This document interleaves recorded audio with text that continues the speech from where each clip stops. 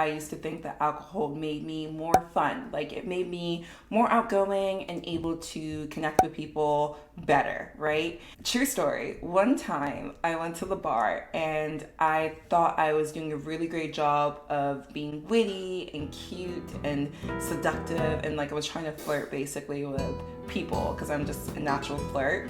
And so the next morning when I woke up hungover, and I was even thinking back to that night, and I was like, oh my god, I was so on. Like I was just working the room and everybody loved me. And then somehow like I caught this like video of myself like when I was going through to piece together the night. Like I was looking in my photos and I found this video, and I just heard a good like 40-minute conversation between me and other people in this bar. I was so embarrassed. Like I was mortified that I thought that I was like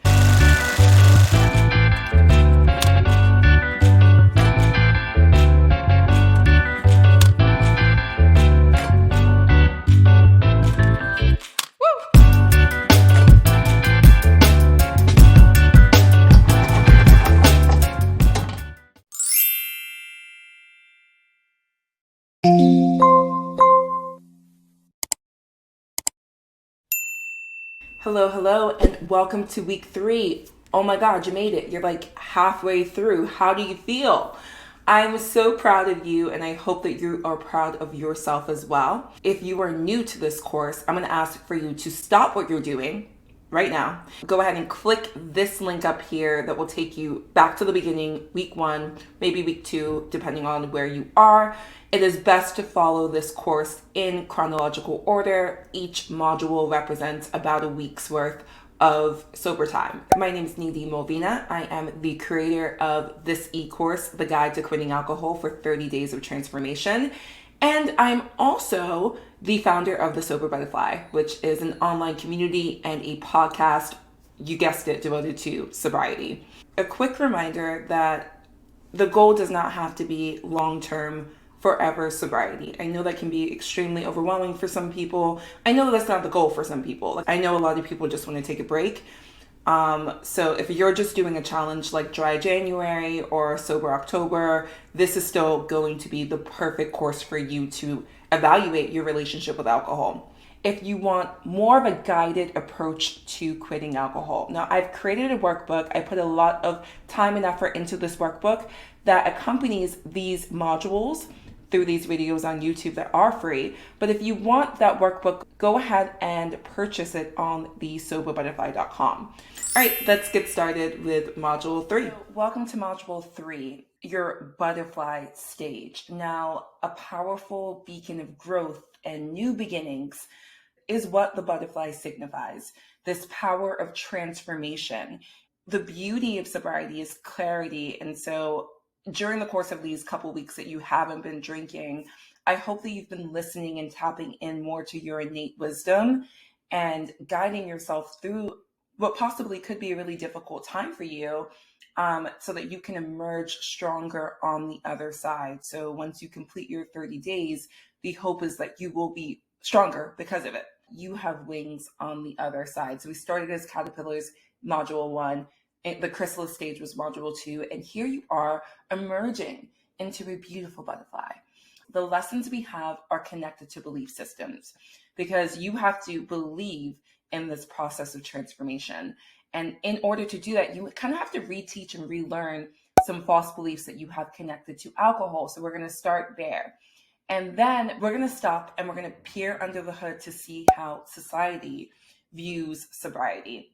And once we're able to decipher between the false beliefs that society has placed on sobriety and placed on alcohol, we're going to start to try to shift our mindset so that we can embrace change. And then finally, I want to touch on the importance of routine so that we can sustain these new belief systems that we're forming.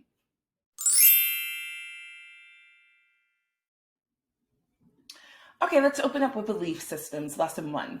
So the question I have for you that I would like you to think about, you can think this out loud, you can think it internally, you can write it down, you can journal, whatever you need to do, but answer this question.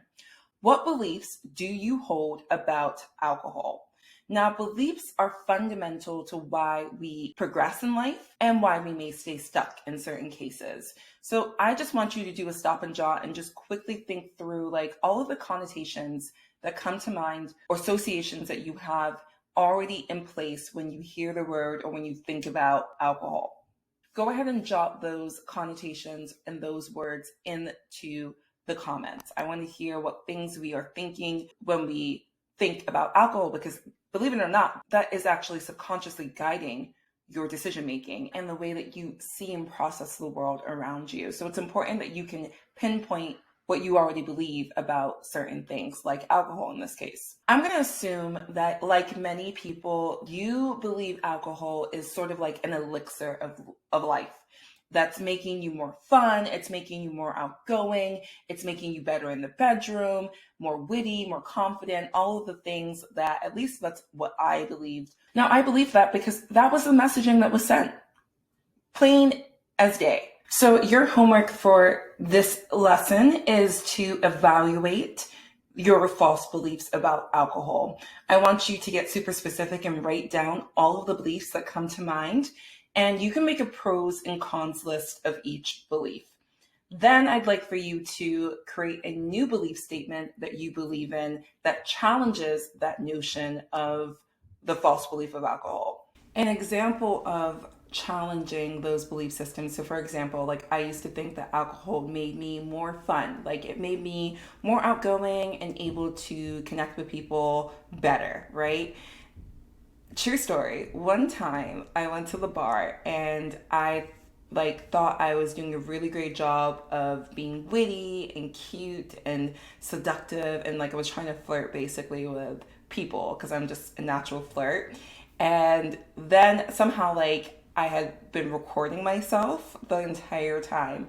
And so the next morning when I woke up hungover, and I was even thinking back to that night, and I was like, oh my God, I was so on. Like I was just working the room and everybody loved me. And then somehow like I caught this like video of myself, like when I was going through to piece together the night, like I was looking in my photos and I found this video, and I just heard a good like 40-minute conversation between me and other people in this bar, and I couldn't get past 2 minutes. I was so embarrassed. Like I was mortified that I thought that I was like funny, and I was like trying to crack jokes and be just super like out there. Sorry. It's not your fault. All What right. I'm saying It is your fault. Nice. It's not. You work here. Cheers, You're guys, part of alright? the Cheers. stigma. You're part of the Ease. ball. Evan. I wasn't funny. It wasn't funny. I'm embarrassed. And so I just want to cite that. That would be like an example of me countering the belief. And it can be anecdotal, like what I just did, like an actual scenario or situation that contradicts the belief that you have about alcohol. Or it can be generalized. And what I mean by that is like, I think that alcohol makes me sexier. Well, what would the opposite of that be? I believe that I am sexier without it. I believe that I don't need alcohol to be sexy. And in fact, when I drink too much, I tend to be a little bit more sloppy and less put together as I'd like to. Those are just a couple of examples, but you can have fun with this and also just make it adaptable as you go. You don't have to feel confined to the list you write right now. You can always update it as you go. Like really quickly, I just encourage you to do what I did when I made this slide, which is Google sobriety. That's all I did. These are the types of images that come up, people. She looks depressed in the left corner. The girl, the caricature, the animated girl in the middle just looks confused and overwhelmed. The guy on the right, I don't know why he has an ice pack to his head, but like clearly sobriety is just hurting his head so much. Like this is what I'm talking about. Now we've come a long way as a society, and I would love to attribute that to things like the Sober Curious movement, for example. But, and there's a big but there, there's still a lot of stigma related and associated with addiction. Tell someone that you don't drink and they'll ask you what's wrong. Literally, that's the problem with sobriety. And remember, there are many reasons why people are sober. Like not everyone has an addiction that's choosing not to drink. It could be related to, medical problems or religious convictions or just simply not liking alcohol. So why do we feel compelled to ask people why they don't drink? Like saying I don't drink shouldn't necessarily be followed up with a question. It's a drug. And it's the only drug where that is socially acceptable to follow up with like a why or berated with different questions, right? Like if I were to say like, hey, yeah, like I don't take opioids, no one's gonna ask me why. If I say that I'm not into heroin, it's not going to be a big thing. It's going to be, oh, that's good for you, kind of thing. So I just want to emphasize that it is your own personal business, your own personal choice. I don't want you to be blindsided, which is why I'm bringing this up here. So, when you say you don't drink, you have to personalize how you want to respond to that, but just be prepared because people will ask you why. Why you're not drinking. And if you're doing a challenge like dry January, that's considered more acceptable. But if you are just point blank, like, I don't drink, yeah, be prepared to explain yourself. Or don't, but just be prepared for follow-up questions. I'm at a place now where I don't take it personally. I'm actually like excited to tell people why. It's a lifestyle choice, like me saying that I'm vegan, for example, or me saying that I am celibate, for example. Like that's something that I'm choosing to do. It's not me being in timeout. It's not me losing something. It is me making a conscious decision to live a different life. So just putting that out there because be prepared, people will have questions. The best way to kind of combat the way that society views sobriety, and you yourself may be holding on to some false beliefs related to sobriety because of the messaging that has been sent, I would like for you to research and find 1 to 2 podcasts on sobriety. I also would like for you to order a Quit Lit book or listen to something on Audible or whatever streaming platform you can access books from. Now, the reason this is your homework for this lesson is because I want us to change the narrative. I want you to find other examples of sobriety that doesn't follow the cliche, like sober is boring trope or archetype or whatever. Like that is played. I'm so tired of hearing that. If you're on social media, particularly Instagram, like that's my main platform, I'm going to recommend that you unfollow and unsubscribe. If you don't want to unfollow, maybe hit mute. But I'm going to ask that you sort of start to remove yourself, just like with external triggers, right? Like you're not going to the bar during this time, most likely. You're not hanging around people who are binge drinking and things like that. You're going to not follow or at least mute accounts that are promoting the toxicity related to alcohol consumption. So one particular account that I used to love, I actually bought their book a number of years ago. It's an account called Betches, Betches. Found that their content is really funny, but it's also really dangerous because it is always, or not always, but majorly connected to toxic drinking culture. And I had to make the conscious decision to just like remove myself from even viewing stuff like that because what you consume becomes your thoughts and your thoughts become your beliefs. This module is dealing with shifting mindsets, which was a great segue from what I was talking about before. A mindset shift is when your mind changes from one way of thinking to a different way of thinking. Now, according to an article published by the National Science Foundation, about 80% of people's thoughts are predominantly negative.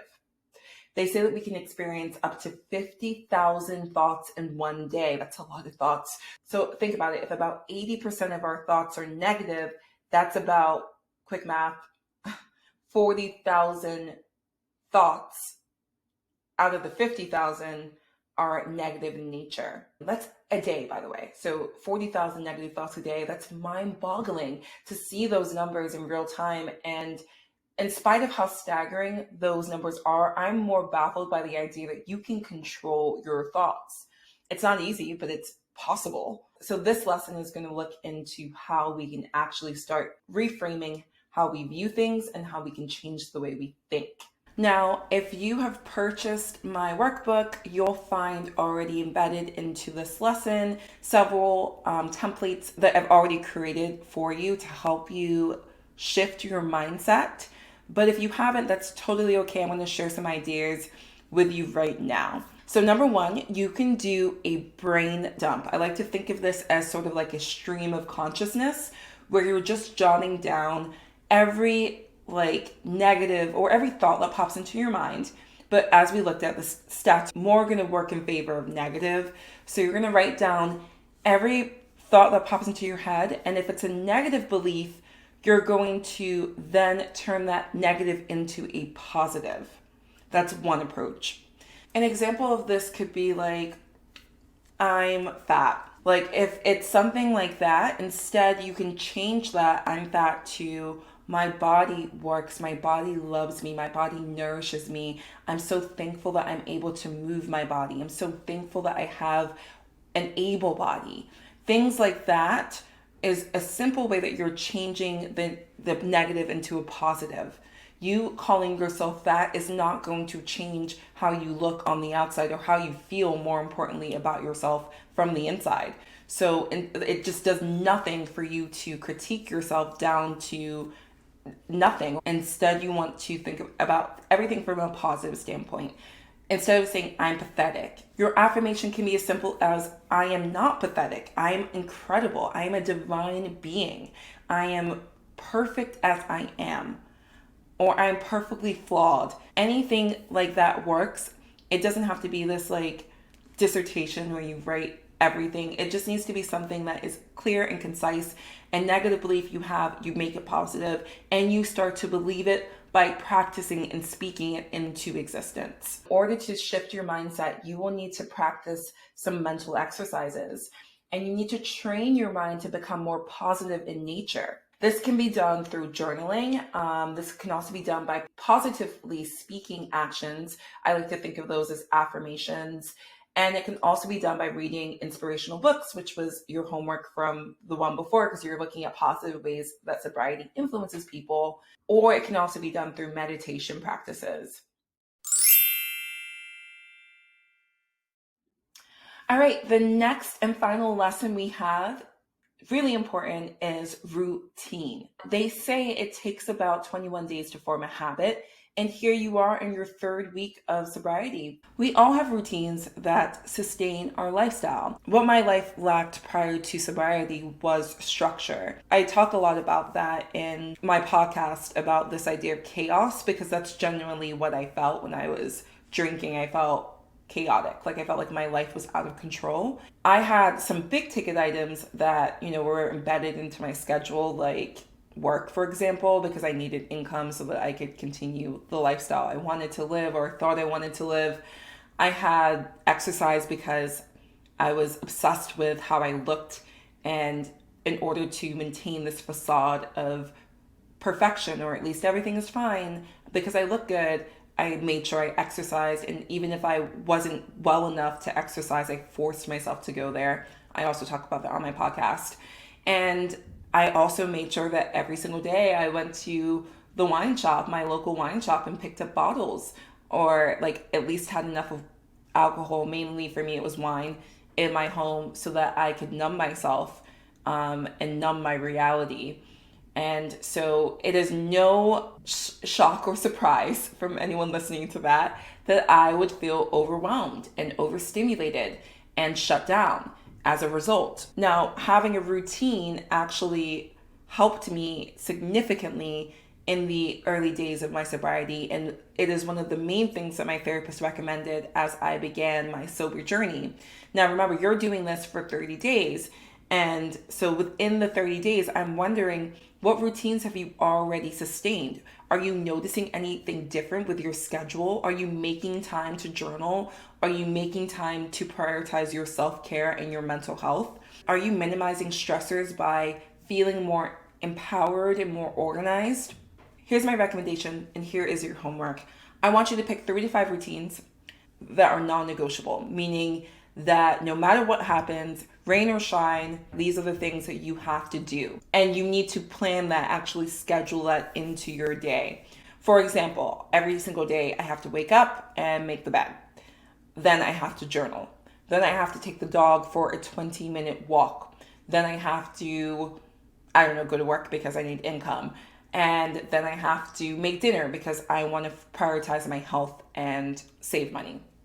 right? If you're anything like me, I'm a busy bee by nature. So I want to just remind you that you're already doing enough, but you can optimize. You can do better by ensuring that you are scheduling the non-negotiables into your day-to-day so that there is no room for error and there's no sense of regret or added stress and pressure, because you already know that these are the big ticket items that you have to do no matter what. Let me know in the comments what things are non-negotiable for you. What are you going to add? I highly recommend that you write them down, make them visible. And we are all about data here. And when you have those concrete data points, especially scattered, like you can literally post them around the house or your home, then it serves as a reminder for you, possibly for other people, if you want to bring them into that routine, and a way for you to hold yourself accountable and be honest with yourself and say, did I do this today or did I not? It is very easy to be able to refer back to something when it is written out and spelled out directly for you.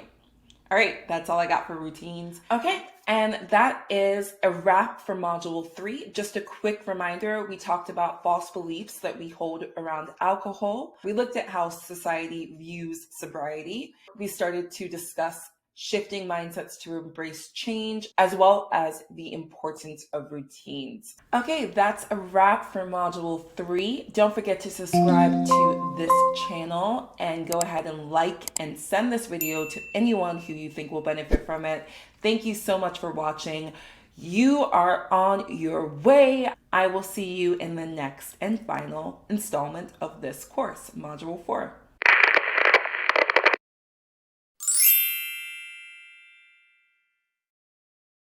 See you later.